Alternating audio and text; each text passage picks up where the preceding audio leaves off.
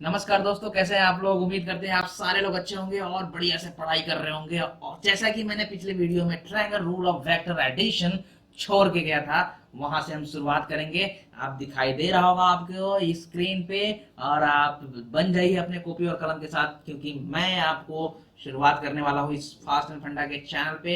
अगर अगर video like करना भूल जाते हो तो बड़ा गड़बड़ बात है। आप वीडियो को लाइक करना बिल्कुल मत भूलो और सब्सक्राइब कर लो ताकि हर अपडेट आपको मिलती रहे। चलो दोस्तों, शुरुआत करते हैं triangle rule of vector addition से। ठीक है, नमस्कार। When two vectors represent successive side, दोस्तों मैंने पिछले वीडियो में लास्ट में बताया था सक्सेसिव साइड का मतलब क्या होता है। ये मान लो कि एक ये वेक्टर हो गया और दूसरा वेक्टर इसके हेड से दूसरे का टेल अगर जुड़ा हो तो ये हमारा सक्सेसिव साइड हो जाएगा। ठीक है, एंड क्या दिख रहा है, the triangle then the third side of opposite direction give the sum of the two vectors. और उसी को हम लोग क्या बोलेंगे, जो ये देखो ये जो वेक्टर है ना, यहाँ इसके टेल से इसके हेड तक जा रहा है, वो हमारा क्या हो रहा है, इसका वो रिजल्टेंट वेक्टर हो रहा है। जो वेक्टर होगा वो रिजल्टेंट वेक्टर होगा, और resultant vector is equals to क्या होता है, सी वेक्टर इक्वल टू क्या लिखेंगे भैया, ए वेक्टर और प्लस में बी वेक्टर। कितना आसान बात है कि नहीं है आसान बात। लेकिन जितना आसान है ना उतना ही धोखा देता है। लेकिन हम पढ़ा रहे हैं, टेंशन लेने की जरूरत नहीं है। चलिए हम आपको आगे बताते हैं। अब पिक्टोरियल एडिशन देख रहे हैं। ठीक है, अब पिक्टोरियल एडिशन में हम देखना है यहाँ पे कि अब हम इसको कैसे इसको अप्लाई करेंगे। तो जैसा कि मैंने पिछले वीडियो में बता के रखा था कि एक वेक्टर ये है, अगर इसको इसमें कोई दूसरा वेक्टर ये दिया हुआ है तो इसको क्या करते हैं, यहाँ पे लेकर आ जाते हैं, यहाँ पे फटाक से इसके आगे में ले इसका हेड और इसका टेल हम जोड़ देते हैं। फिर उसके बाद जो निकालते हैं यहाँ से यहाँ तक वो हमारा सी वेक्टर होता है। और उसी वेक्टर को तो हम यहाँ पे बताएं आपको, C equal to A vector plus B, C vector equal to A plus B. कैसे करेंगे, ये वेक्टर हो जाएगा ये वाला, और ये वाली जो यानी कि बी वेक्टर है उसको यहाँ पे लाके चिपका देंगे। और ये जो एंगल है हमारा थीटा, ये थीटा हो जाएगा। अगर ये थीटा है भाई से, ये पूरा एंगल कितना होगा, पाई पाई होगा ना जी। पाई का मतलब 180 डिग्री। तो यहाँ से यहाँ तक का एंगल और कितना होगा, ये वाला जो एंगल है इसको हम क्या कर लेंगे, इसमें से माइनस कर लेंगे। माइनस कर लेंगे तो पाई माइनस थीटा हो जाएगा ना जी। तो ऐसा गोच पोच हो रहा है, लेकिन हम आपको कोशिश कर रहे हैं कि दिखाने के लिए। ये देखिए, समझ में आ रहा है आपको, पाई माइनस थीटा आपको समझ में आ रहा होगा, इतना एंगल हो जाएगा पाई माइनस थीटा। और ये जो एंगल है वो ए से सी, यानी कि ये एंगल ए के द्वारा सी से बनाया जा रहा है। और यही हमारा डायरेक्शन होगा। क्या होगा, डायरेक्शन होगा किसका, रिजल्टेंट का डायरेक्शन किससे, ए वेक्टर से। हम आगे आपको बताते हैं, फॉर्मूला भी बताएंगे। चलिए दिखाते हैं आपको। अब देखिए, यूजिंग कोसाइन रूल क्या बोलता है, कोसाइन रूल होता है, इसका फॉर्मूला ये है, A square plus B square 2ab cos theta. A और बी क्या हो गया, यहाँ पे वेक्टर है, वेक्टर का क्या है, ये मैग्नीट्यूड है। ये हमेशा ध्यान रखिएगा, वेक्टर का मैग्नीट्यूड हम बताएंगे कैसे निकालते हैं वेक्टर का मैग्नीट्यूड। ठीक है, टेंशन लेने की जरूरत नहीं है, ये फॉर्मूला है, ध्यान रखिए, आगे काम आएगा। मान लीजिए अब यहाँ पे आपको दिखाई दे रहा होगा ये वाला चीज। ठीक है, अब एक साइन रूल होता है। ठीक, साइन रूल आपको बताते हैं, साइन रूल क्या होता है। ये मान लीजिए कि एक ट्रायंगल है, ये ए हो गया, ये बी हो गया, ठीक है, ये बी हो गया, और ये वाला जो है ना ये सी हो गया। और ये साइड इसका मान लीजिए कि ये वाला जो साइड है ए है, ये वाला साइड बी है, ठीक है, और ये वाला साइड सी है।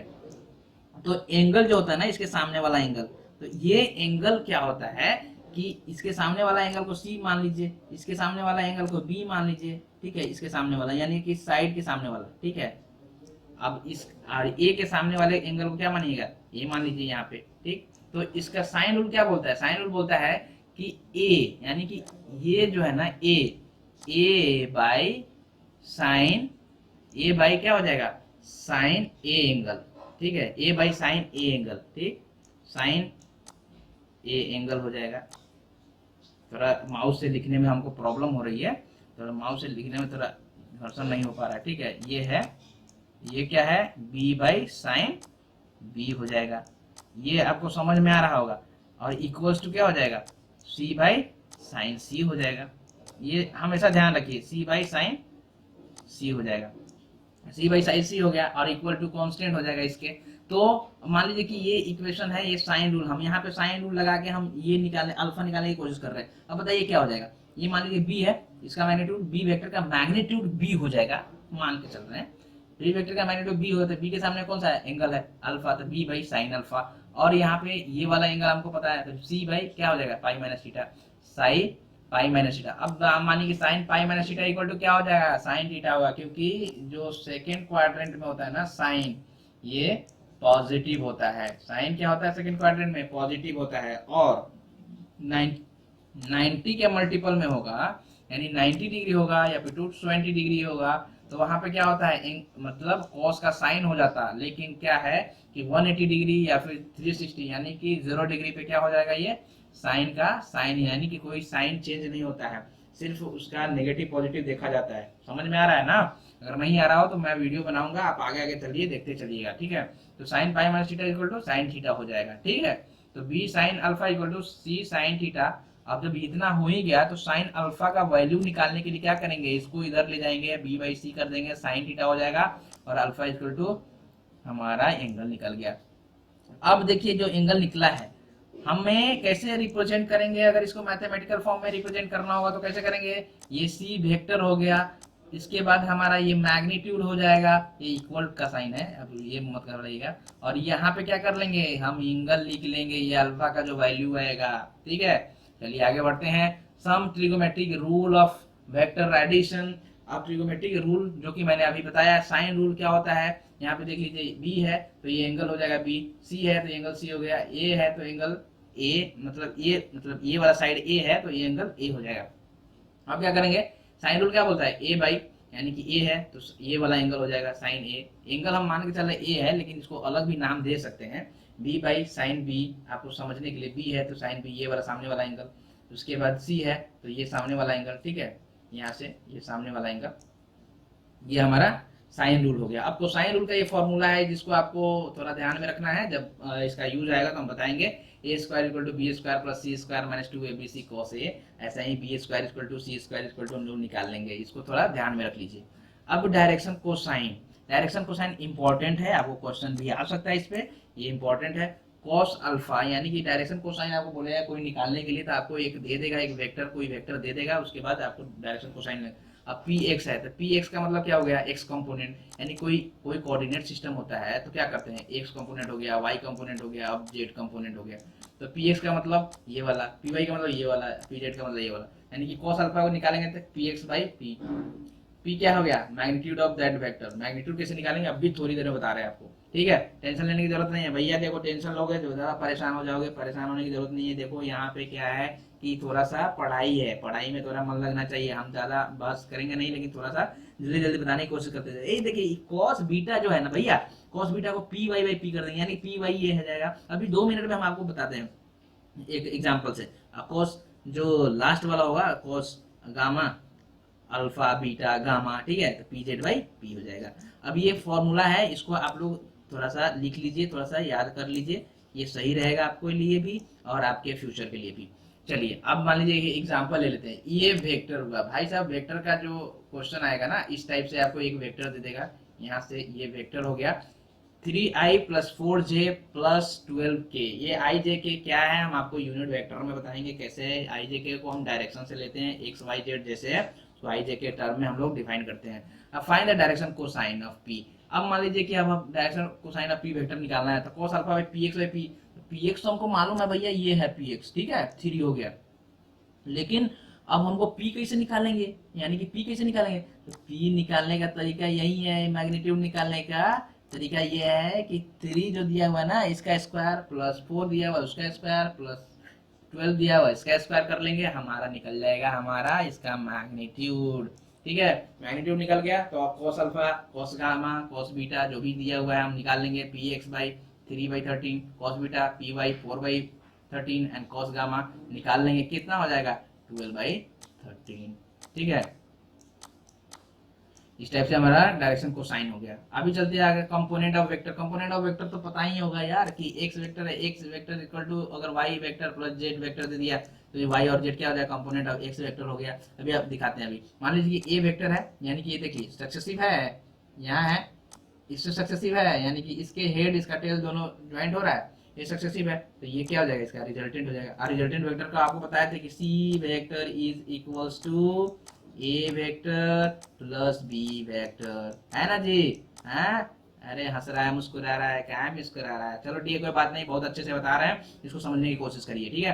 अरे अरे अरे अरे अरे, देखिए अब यहाँ पे ये नाम जो है ना एफ दे दिया है, नाम से घबराने की जरूरत नहीं है। अगर मान लीजिए आपका नाम रामू होगा तो हम आपको काका भी बुला सकते हैं, ठीक है, कोई दिक्कत नहीं है। तो F A vector plus B vector हो जाएगा component of vector, F vector हो गया कंपोनेंट ऑफ वेक्टर, ठीक है। अगर मान लीजिए ये वाला वेक्टर है, ये जो वेक्टर है ई वेक्टर दिया हुआ है, अब देखिए यहाँ पी वेक्टर, ये देखिए ये भी ऐसे है, इसका हेड और टेल इसका मिला हुआ है, यहाँ से हेड और टेल मिला हुआ है, लेकिन अब यहाँ आ गया तो यहाँ से यहाँ तक ये क्या हो जाएगा, रिजल्टेंट हो जाएगा। रिजल्टेंट होगा तो ये वेक्टर और ये वेक्टर, तीनों वेक्टर को ऐड करेंगे तो ये हो जाएगा। लेकिन एक और बात यहाँ पे ध्यान रखने वाली है कि अगर मान लीजिए कि तीनों वेक्टर को ऐड कर रहे हैं तो इसका ये मतलब नहीं कि ये इसका वैल्यू बड़ा होगा, क्योंकि ये हमारा रिजल्टेंट वेक्टर है, ठीक है, रिजल्टेंट वेक्टर है, क्या है, रिजल्टेंट वेक्टर है।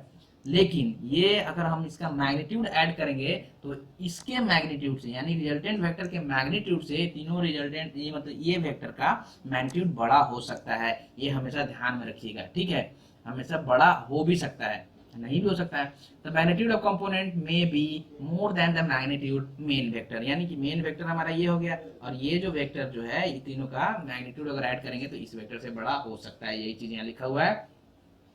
अब रेक्टेंगुलर कंपोनेंट आपको दिखाने की कोशिश करते हैं। रेक्टेंगुलर कंपोनेंट का मतलब क्या है, रेक्टेंगल क्या होता है, रेक्टेंगल क्या होता है, उसके सारे कोण क्या होते हैं, सारे कोण क्या होते हैं, 90 डिग्री पे होते हैं, रेक्टेंगल का होता है ना। तो चलिए तो इसमें हम थोड़ा पढ़ के दिखाते हैं आपको रेक्टेंगुलर, ये इंपॉर्टेंट है।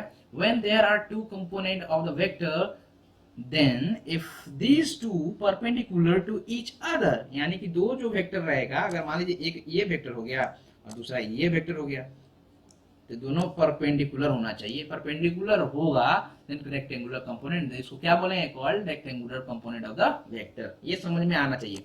अब आपको पता है कि resultant vector equal to A vector plus B vector होता है, पता है ना। तो चलिए मान लेते हैं, अब मान लीजिए ये ए वेक्टर हो गया, ये बी वेक्टर हो गया। अब मान लीजिए ए वेक्टर बी वेक्टर तो आपको पता ही हो गया कि ए वेक्टर और बी वेक्टर हो ही गया, और ये दोनों के बीच का एंगल कितना दिया हुआ है भैया, 90 डिग्री दिया हुआ है, 90 डिग्री है, दोनों परपेंडिकुलर है, म्यूचुअली परपेंडिकुलर है, तो सी वेक्टर क्या हो जाएगा, ये वाला हो जाएगा। अब बताइए इसका मैग्नीट्यूड, बी वेक्टर का मैग्नीट्यूड हमने मान लिया है बी है, और ये वेक्टर का मैग्नीट्यूड क्या है, ए है, सी वेक्टर का मैग्नीट्यूड सी है, ठीक है, मान लिए हैं। अभी मैग्नीट्यूड निकाला तो हम आपको बता ही दिए कि वेक्टर का मैग्नीट्यूड कैसे निकालेंगे। यहाँ पे अगर वेक्टर दिया रहेगा तो इसका मैग्नीट्यूड कैसे निकालते हैं, ये वाला स्क्वायर कर देंगे और इसका ये स्क्वायर कर देंगे, इसका ये स्क्वायर कर देंगे, सबको ऐड कर देंगे, ठीक है, और उसके बाद निकाल लेंगे, है कि नहीं। तो मैग्नीट्यूड निकालना तो आपको पता ही है। तो इसमें क्या है कि अब हम मान लिए कि मैग्नीट्यूड ए वेक्टर का ए है, बी वेक्टर का बी है, सी वेक्टर का सी है। अब मान लीजिए साइन थीटा, ये थीटा है क्योंकि परपेंडिकुलर है ना, तो साइन थीटा का वैल्यू मतलब क्या होता है, साइन थीटा इक्वल टू क्या होता है, पी बाई एच होता है, P by H, P by H. ये 90 डिग्री है तो पाइथागोरस थ्योरम वाला तो इसमें लग ही सकता है, यानी कि अगर मान लीजिए पी कौन सा हो जाए, थीटा के सामने वाला पी होता है तो बी, और ये वाला एच हो जाएगा, ये हाइपोटेनस एच यानी कि सी हो जाएगा। तो क्या हो जाएगा, बी का वैल्यू कितना हो जाएगा, बी का वैल्यू हो जाएगा सी साइन थीटा, ठीक है। और कॉस थीटा इक्वल टू है तो कॉस थीटा का वैल्यू क्या होता है कि ये पी है तो ये बी हो जाएगा, तो बी बाई एच, तो यानी बी बाई सी, यानी ए बाई सी। ए क्या हो जाएगा, इसका मैग्नीट्यूड, और सी का मैग्नीट्यूड सी हो जाएगा, तो ए इक्वल टू क्या है, सी कॉस थीटा, यानी कि ये आपका कंपोनेंट भी हो गया, ये समझ लीजिएगा, कंपोनेंट भी हो गया, आपको पता आगे चलेगा। ये ध्यान में रखिएगा साइन थीटा कैसे निकाले हैं यहाँ से, ठीक है, जब म्यूचुअली परपेंडिकुलर होगा तब। अब देखिए perpendicular component along x axis and y axis, ये बहुत ही इंपॉर्टेंट है, बहुत ज्यादा ध्यान से दीजिए भाई साहब। देखो देखो ये गर्लफ्रेंड का खेल नहीं है कि जाके प्रपोज कर दिए, आपको पता चल गया कि भाई साहब हमको चलो यहाँ अब हो गया भाई, खेल खत्म हो गया, अब चलो मिला तो मिला, नहीं तो जय श्री राम, ऐसा नहीं है भाई, इसको लेना ही है, ठीक है, यहाँ पे कोई ऑप्शन ही नहीं है अगर पढ़ाई कर रहे हैं तो, ठीक है। तो चलिए मान लीजिए ये एंगल थीटा है, ठीक है, और ये वाला एक वेक्टर है जिसका ये आर वेक्टर है जिसका मैग्नीट्यूड आर है, ये आर वाई है वेक्टर, तो इसका मैग्नीट्यूड मान लीजिए कि आर वाई है, इसका मैग्नीट्यूड क्या हो जाएगा, आर वाई, और ये आर एक्स वेक्टर है, इधर वेक्टर नहीं मानिए, ऐसे ही आर एक्स है, आर एक्स इसका मैग्नीट्यूड ही है, मान के चलिए वेक्टर है, आर एक्स एक वेक्टर होगा, लेकिन उसका कुछ नहीं वेक्टर मानने की जरूरत है, इसका मैग्नीट्यूड आर एक्स मान लीजिए। अब मान लीजिए कि हमको कंपोनेंट निकालना है, ये आर एक्स कंपोनेंट, यानी कि ये वाला जो है ना इसका कंपोनेंट इस साइड में होगा, इसका कंपोनेंट इस साइड में होगा, दोनों साइड में कंपोनेंट होगा, इस साइड में भी होगा, इस साइड में होगा। तो आर एक्स क्या लिखेंगे, जैसे कि मैंने आपको यहाँ पे बताया कि मान लीजिए कि जो थीटा था, ये थीटा, इसके पर क्या है, ये बी हो जा रहा है, ये बी इसका वैल्यू मैग्नीट्यूड है, तो यानी कि पी बाई एच। यहाँ पे साइन थीटा का वैल्यू वैसे ही लिखेंगे, तो साइन थीटा का वैल्यू क्या हो जाएगा, साइन थीटा का वैल्यू क्या हो जाएगा, यहाँ पे थीटा है ये वाला, तो ये क्या है, आर वाई है, तो आर वाई साइन थीटा बराबर ये है ना, साइन थीटा बराबर आर वाई हो जाएगा, और यहाँ पे क्या है, ये आर वाई बटा में ये आर हो जाएगा, ये आर हो जाएगा है, और यहाँ साइन थीटा है, ये है साइन थीटा है, साइन थीटा इक्वल टू क्या हो जाएगा, ये आर इधर से मल्टीप्लाई हो जाएगा, यानी कि आर वाई का वैल्यू यहाँ पे निकल गया। वैसे ही कॉस थीटा क्या करेंगे, कॉस थीटा इक्वल टू क्या हो जाएगा, ये बी है, तो बी वाला कर देंगे तो क्या हो जाएगा, आर एक्स बाई आर कर देंगे, यहाँ पे कॉस थीटा रहेगा, कॉस थीटा से इसको मल्टीप्लाई कर देंगे, इधर से इधर कर जाएंगे, मल्टीप्लाई हो जाएगा ना जी, तो यहाँ पे क्या हो जाएगा, आर एक्स इक्वल टू यहाँ पे आर कॉस थीटा। यानी कंपोनेंट निकालना होगा तो आप ऐसे निकालिएगा, वाई कंपोनेंट क्या हो जाएगा, आर साइन थीटा, और एक्स कंपोनेंट क्या हो जाएगा, आर कॉस थीटा। ठीक है, अब चलिए parallelogram rule of vector addition, ये बहुत ही इंपॉर्टेंट है, बहुत ज्यादा इंपॉर्टेंट है, क्योंकि आपको देखना है इसी से हम निकालेंगे रिजल्टेंट वेक्टर का मैग्नीट्यूड, रिजल्टेंट वेक्टर का मैग्नीट्यूड। अब तक हमने C vector is equals to A vector और प्लस बी वेक्टर देखा है, अब देखेंगे इसमें सी वेक्टर का मैग्नीट्यूड कैसे निकालेंगे। चलिए, to add to parallelogram we place both the vectors at a common point, means दो वेक्टर होगा, ठीक है, उसको एक कॉमन पॉइंट पर लेकर आ जाएंगे। अगर इस टाइप से एक ए वेक्टर है, ये मान लीजिए ये ए वेक्टर हो गया, ये बी वेक्टर है, बी वेक्टर है ना जी, तो इसको क्या करेंगे, एक कॉमन पॉइंट पे इसको शिफ्ट कर देंगे। शिफ्ट करना समझिए, सीखिए थोड़ा, ठीक है, खाली ये ऐसे वैसे नहीं करना है, ठीक है, कि रास्ते पर चल दिए या किसी को हम तारने लगे, ऐसा वाला काम नहीं करना है। क्या करना है, यहाँ से इसको के करके यहाँ पे जाइए भैया, और इसको ऐसे करके यहाँ पे शिफ्ट कर दीजिए। तो ये हम ऐसे, ये यही बात यहाँ बोल रहा है कि common point and the complete the parallelogram using this two vector as a adjacent side of the parallelogram. ये एडजेसेंट साइड हो गया पैरेललोग्राम का, पैरेललोग्राम का एडजेसेंट साइड है ये वेक्टर, ये सक्सेसिव वेक्टर नहीं है, ऐसा ऐसा रहता तो सक्सेसिव है, ये हमने बताया है पैरेललोग्राम का एडजेसेंट साइड बनाया है इसको। Now the diagonal of the parallelogram, अगर मान लो कि ये वाला जो डायगोनल होगा ये हमारा सी वेक्टर हो जाएगा, सी वेक्टर होगा तो सी वेक्टर इक्वल टू आपको पता ही है, C vector is equal to, बार बार मैं बोल रहा हूँ कि वेक्टर फॉर्म में रहेगा, तो C vector is equals to A plus B vector. देखिए थोड़ा सा हो रहा है, ठीक है, vector gives the addition of the vector, यानी एडिशन, यानी कि ये वाला डायगोनल होगा एडिशन देगा, और अगर एक और रहेगा ना ऐसे ऐसे ऐसे ऐसे ऐसे, ऐसे आ जाएगा तो एक और डायगोनल हो जाएगा यहाँ पे, ये वाला यहाँ से यहाँ तक का डायगोनल होगा ना, ये वाला सब्सट्रैक्शन दे देगा, diagonal gives the subtraction of the vector. तो इसीलिए आप इसको थोड़ा समझ लीजिए और थोड़ा सा उतारने का भी कोशिश करिए आप लोग। चलिए, अब मान लीजिए ए वेक्टर है ये वाला, ठीक है, ये वाला बी वेक्टर हो गया, अब इसको ये बी वेक्टर है तो ये वाला भी तो बी ही होगा ना जी, होगा ना, ये वाला भी तो बी होगा, तो ये बी वेक्टर हो गया, और ये वाला जो डायगोनल है ये सी वेक्टर हो गया, और ये वाला डायगोनल डी वेक्टर हो गया, यानी कि सी वेक्टर क्या हो जाएगा, ए वेक्टर प्लस बी वेक्टर, आप पहले ही बता के रखा है हमने यहाँ पे, और ये डी वाला होगा तो ए वेक्टर माइनस बी वेक्टर होगा, और जो ये डी वेक्टर है ये वेक्टर माइनस बी वेक्टर हो जाएगा, डी वेक्टर इक्वल टू ये वाला उल्टा जो आ रहा है ये वाला, ठीक है। अब चलिए, अब थोड़ा सा देख लेते हैं, अब हमें निकालना है यहाँ पे, अब आ गया है भाई साहब आपको बहुत ही इंपॉर्टेंट जो कि ध्यान देने वाला है, और ध्यान देना बहुत ही जरूरी है, ताकि तभी तो समझ में आएगा ना भाई। तो चलिए, ध्यान देने की जरूरत है, इधर ध्यान दीजिए, तेरा ध्यान किधर है, तेरा हीरो इधर है, magnitude and direction resultant vector in parallelogram rule, magnitude निकालना है और डायरेक्शन निकालना है। तो चलिए, ए वेक्टर और बी वेक्टर आपको बार बार मैंने समझा दिया कि ऐसे ऐसे वेक्टर दिए रहेंगे, इसको क्या करेंगे हम एक कॉमन पॉइंट पर लेकर आ जाएंगे ऐसे और ऐसे करके, ठीक है, और ये दूसरा एक ये हो जाएगा हमारा तीसरा वेक्टर हो जाएगा जो कि रिजल्टेंट वेक्टर होगा, ठीक है, रिजल्टेंट वेक्टर क्या होता है, ए वेक्टर प्लस बी वेक्टर, मान लीजिए ए वेक्टर है बी वेक्टर है, और ये एंगल क्या है, ए वेक्टर से एंगल बना रहा है अल्फा, वो रिजल्टेंट वेक्टर बना रहा है, ये हमेशा ध्यान रखिए क्योंकि आगे क्वेश्चन आएगा उसमें हम बताएंगे। तो क्या करेंगे, मान लीजिए कि यहाँ से यहाँ तक तो ये वाला आ गया है, ठीक है, तो अब क्या करेंगे ना, एक इमेजिन करके यहाँ से एक पाई मतलब एक लाइन पार देंगे जो कि परपेंडिकुलर होगा, परपेंडिकुलर। तो ये वाला जो एंगल है ये वाला एंगल आपका क्या हो गया, ये वाला एंगल एक राइट एंगल ट्रायंगल हो गया। अब मान लीजिए ये थीटा है, और ये जो वेक्टर है ये वाला बी है कि नहीं, ये बी वेक्टर है, तो इसका मैग्नीट्यूड बी मान लीजिए। अब यहाँ साइन थीटा इक्वल टू क्या करेंगे, साइन थीटा इक्वल टू क्या होगा जी, साइन थीटा इक्वल्स टू ये क्या है, ये है, और ये साइन थीटा इक्वल टू ये बाई ये होगा ना जी, है? तो इसको समझिए, sine theta equal to P by B, P by B. अब यही तो आपको समझना है कि यही देखिए यहाँ हो जाएगा बी कॉस थीटा, ये कौन सा कंपोनेंट हो गया, कौन सा कंपोनेंट है ये, थीटा जो दिया हुआ है ये हमारा एक्स कंपोनेंट है, इतना सारा है।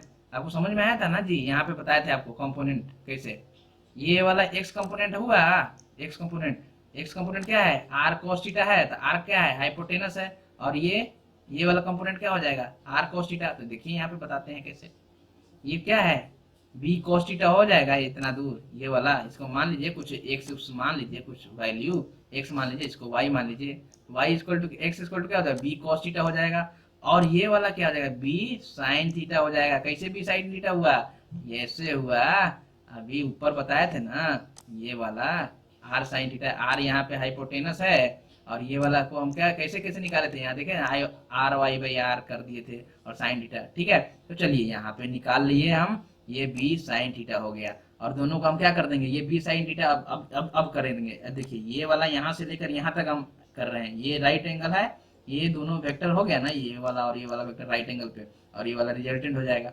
तो क्या करेंगे, सी स्क्वायर पाइथागोरस थ्योरम लगा देंगे यहाँ पे, A plus B cos theta plus B sine theta, ठीक है, इसका स्क्वायर, ये पाइथागोरस थ्योरम हो गया। और यहाँ की जब इसको रूट अंडर में करेंगे तो A square plus B square plus 2ab cos theta, यही है आपका रिजल्टेंट का फॉर्मूला, इसको याद कर लीजिए, A square plus B square plus 2ab cos theta, 2ab cos theta. दोस्तों एक और बात देख लो, अब यहाँ पे देखो एक और चीज, अब इसका डायरेक्शन जो कि ये अल्फा एंगल जो ए वेक्टर से बना रहा है ना अल्फा एंगल, अब उसका देखते हैं अल्फा एंगल कैसे बना रहा है, tan alpha is equal to B sine theta by A plus B cos theta. ये आपको देखना है, बी क्या है, बी हमारा वेक्टर का मैग्नीट्यूड है, ए भी हमारा मैग्नीट्यूड है, और ये वाली फॉर्मूला लगा लेंगे साइन थीटा, यानी थीटा एंगल आपको पता है, ये जो थीटा एंगल है आपको पता है, यानी दो वेक्टर के बीच का एंगल आपको निकालना आता है, जो कि मैंने पिछले वीडियो में बताया था, तो वो देख लीजिएगा, ठीक है। तो यहाँ पे आपको पता चल गया ये वाली फॉर्मूला से, alpha tan inverse B sine theta by A plus B cos theta, ठीक है। तो आपको निकल गया ये वाला हमारा क्या हो जाएगा, एंगल निकाल लिए हैं। दोस्तों एक और बात ध्यान दीजिए, अगर मान लीजिए कि अगर ए से बोला है, ए वेक्टर से रिजल्टेंट वेक्टर का बीच का एंगल निकालने के लिए तो ये फॉर्मूला लगा लिए, अगर बी से रिजल्टेंट वेक्टर का बीच का एंगल निकालना होगा तो क्या करेंगे, ये बी के जगह पे हम रिप्लेस कर देंगे ए से, ये बात को ध्यान में रखिएगा। और इसका मैथमेटिकल रिप्रेजेंटेशन तो आपको पता ही है, अगर सी वेक्टर है तो सी वेक्टर का मैथमेटिकल रिप्रेजेंटेशन क्या करते हैं, यहाँ पे जो सी है वो सी हमारा मैग्नीट्यूड हो गया, और ये अल्फा वाला जो एंगल है जो एंगल हो गया ए वेक्टर से, ठीक है। तो चलिए अगर मान लीजिए अगर दो वेक्टर इक्वल है, दो वेक्टर अगर इक्वल हो गए, अगर ए वेक्टर ये हुआ, ये वेक्टर मान लीजिए फोर्स ही हो गया, फोर्स क्या है, वेक्टर क्वांटिटी है ना, पिछले वीडियो में बताया था ना जी, ए एफ हो गया, ये भी एफ हो गया, ये एफ है, ये एफ है, तो इसका रिजल्टेंट किधर होगा, इधर ही होगा ना जी, एफ नेट होगा ना जी, एफ नेट इधर बीच में एफ नेट हो गया यहाँ पे, तो एफ नेट हो गया। अगर दोनों अगर बराबर हो जाएगा तो क्या करेंगे, ए है, ए की जगह पे बी है, जो बी स्क्वायर है वहां पे ए लिख देंगे। अगर ए और बी दोनों बराबर हो गया तो ए इक्वल्स टू बी, तो ए के जगह पर क्या कर, बी के जगह पर क्या कर देंगे, ए का ही वैल्यू डाल देंगे, तो ए स्क्वायर प्लस 2, बी की जगह पर ए डाल देंगे तो ए स्क्वायर हो जाएगा, 2a square plus cos theta. तो वैसे ही अगला क्वेश्चन देखते हैं, vector addition of two equal magnitude. अब देखिए ए है और ए है, दोनों वेक्टर ए है, पैरेललोग्राम रूल लगा रहे हैं हम, यहाँ पे रूल लगा लीजिए, और यहाँ पे देख लीजिए ए है तो हम रिजल्टेंट निकाल रहे हैं, यहाँ पे आर वाला ये जो आर है ना, आर वेक्टर, इसका मैग्नीट्यूड निकाल रहे हैं, तो A square plus A square दोनों वेक्टर है, 2a स्क्वायर cos थीटा, दोनों में से 2a स्क्वायर हो जाएगा, 2a स्क्वायर cos थीटा, यहाँ पे स्क्वायर लिखा हुआ है तो इसको थीटा चेंज कर दीजिए। अब क्या हो गया, ए दोनों में से कॉमन करेंगे तो बाहर निकल जाएगा 2 + 2 cos theta, 2 × 1 + cos theta, 2 common लेने के बाद, तो यहाँ पे आपको समझ में आ रहा होगा। अब 1 + cos थीटा का वैल्यू होता है 2 cos square theta by 2, 2 cos square theta by 2 क्या होता है, 2 cos स्क्वायर थीटा बाई 2। तो आपको पता चल गया 2a cos थीटा बाई 2 हमारा क्या हो जाएगा, ये फॉर्मूला हो जाएगा किसके लिए, दो इक्वल वेक्टर के लिए। चलिए एक एग्जांपल से हम आपको समझाने की कोशिश करते हैं। ये देखिए, अगर मान लीजिए यहाँ पे a दिया हुआ है, अगर f रहेगा यानी दो फोर्स अगर इक्वल होगा तो क्या करेंगे, 2f cos थीटा बाई 2, चलिए एक question, 1 plus cos theta, 1 plus cos theta equal to 2 cos square theta by 2, जो कि हमने अभी बताया। 1 प्लस cos थीटा का value 2 cos square theta by 2, जो कि अभी बताया है, और उसी को हम कर दिए हैं यहाँ पे। 2 2 दूनी 4 हो जाएगा, तो 4 से क्या हो जाएगा, 2 बाहर आ जाएगा, तो 2a, cos square theta by 2 है तो cos थीटा बाई 2। समझ में आ रहा है? चलिए अगला एक क्वेश्चन ले लेते हैं। 2 forces each of 40 newton, 2 forces है, दोनों फोर्स 40 न्यूटन के, horizontal plane, in horizontal plane are acting on 5 kg block, 5 kg block यानी हॉरिजॉन्टल प्लेन है, 5 kg ब्लॉक रखा हुआ है, वहां पे 2 फोर्स लग रहे हैं 60 डिग्री के एंगल पे, at an angle of 60 degree with each other. दोनों वेक्टर के, दोनों फोर्स के बीच में 60 डिग्री एंगल है, ठीक है, आप बताना है इसमें एक्सेलरेशन। तो चलिए 5 kg का ब्लॉक है, ये 2 वेक्टर हो गया, दोनों फोर्स हो गया, दोनों फोर्स का वैल्यू कितना हो जाएगा, 40 न्यूटन। 40 न्यूटन दे दिया, तो आपको ये 2 इक्वल फोर्स दिया हुआ है, तो हम क्या निकालेंगे, इसमें फोर्स पुट कर देंगे। 2f, f का वैल्यू कितना है 40, और cos थीटा बाई 2, थीटा का वैल्यू कितना है 30 हो जाएगा, 60 बाई 2, 2f नहीं 240 है, cos 30 बाई 60 बाई 2 30, इसका वैल्यू डाल देंगे, ये हो जाएगा हमारा f नेट हो गया। फोर्स इक्वल टू क्या होता है, मास इंटू एक्सेलरेशन होता है ना जी। मास का वैल्यू दिया है 5, एक्सेलरेशन निकाल लेंगे, f इक्वल टू m है, 40√3 इक्वल टू 5/a, मतलब 5a, और a इक्वल टू इतना हम कर देंगे, हमारा आंसर निकल जाएगा। हो गया ना जी। चलिए अगला एक और क्वेश्चन देख लेते हैं। मान लीजिए कि एक यहाँ पे क्वेश्चन दिया हुआ है, if a vector equal to इतना, ठीक है, a वेक्टर इतना दिया हुआ है, b वेक्टर इतना दिया हुआ है, तो इसको ये क्या है भाई, मैग्नीट्यूड है ना b वेक्टर का, ये क्या है a वेक्टर का मैग्नीट्यूड है ना, मैग्नीट्यूड हो गया। ये क्या है, एंगल है, ये भी क्या है, एंगल है। और जो ये एंगल दिया हुआ है, वो एंगल कहाँ से बनाएगा, एक्सिस से बनाएगा, वो एंगल एक्सिस से, यानी ये एक्स एक्सिस है, इससे बनाएगा, ठीक है। और सी वेक्टर आपको निकालना है, C vector equal to A vector plus B vector होता है, आपको यही फाइंड करना है। तो चलिए हम आपको बता देते हैं कैसे फाइंड करते हैं। मान लीजिए कि ए वेक्टर है, ए वेक्टर कितना डिग्री बना रहा है 30 डिग्री, यहाँ पे 30 डिग्री एंगल बना रहा है। और ये वाला जो वेक्टर है वो बी वेक्टर है, बी वेक्टर कितना बना रहा है यहाँ से 60 डिग्री, यानी ये पूरा एंगल जो है यहाँ से यहाँ तक 60 डिग्री है बी वेक्टर का। तो बताइए रिजल्टेंट कहाँ होगा, इसका रिजल्टेंट कहाँ होगा जी, कहाँ होगा, अरे अरे बताओ भाई, रिजल्टेंट कहाँ होगा, यहाँ से इससे होगा रिजल्टेंट, एक रिजल्टेंट होगा इसके बीच में, इसका रिजल्टेंट होगा ना, ये बीच में कोई इसके और इसके बीच में एक रिजल्टेंट वेक्टर यहाँ से यहाँ होगा, ठीक है। तो रिजल्टेंट वेक्टर हो गया। तो अब चलिए अब रिजल्टेंट निकाल लेते हैं, A square plus B square plus 2ab cos theta, पता है ना आपको, ए स्क्वायर तो ए है, बी स्क्वायर बी वाला, और cos थीटा का वैल्यू पता है। cos थीटा कैसे निकालेंगे, थीटा कैसे निकालेंगे, ए और बीच का एंगल निकालेंगे, ये टोटल कितना है 60 डिग्री है ना जी। तो इसके और इसके बीच का एंगल कितना हो जाएगा 30 डिग्री, नीचे वाला 30 डिग्री हम छोड़ देंगे। एंगल निकालने का तरीका आपको पता ही है कि दोनों का अगर टेल और टेल टच कर रहा होगा तो उसके बीच का एंगल निकाल लेंगे, है ना। तो निकल गया, अब हमारा थीटा का वैल्यू भी निकल गया, 30 डिग्री है तो 30 डिग्री का वैल्यू हमको पता है √3/2 होता है, और √3/2 होगा तो इसका वैल्यू निकाल के हम इसको सॉल्व कर लेंगे।